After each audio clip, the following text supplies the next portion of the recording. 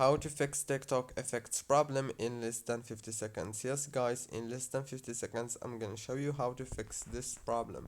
First thing you want to do is open the settings on your phone and then go to the apps manager. Open the apps. On this page you will find all the apps that you have downloaded on your mobile phone.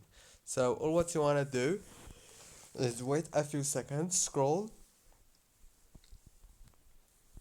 click on TikTok, and then click on this force stop option. After you click on the force stop option, now you have to go into the storage and then click on clear cache and clear data.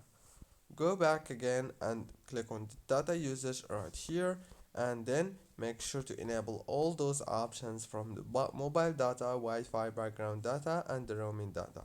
Last thing you want to do is update your TikTok into the latest version in the Play Store or the App Store if you have iPhone. Don't forget to like, subscribe, and thank you so much for watching this tutorial.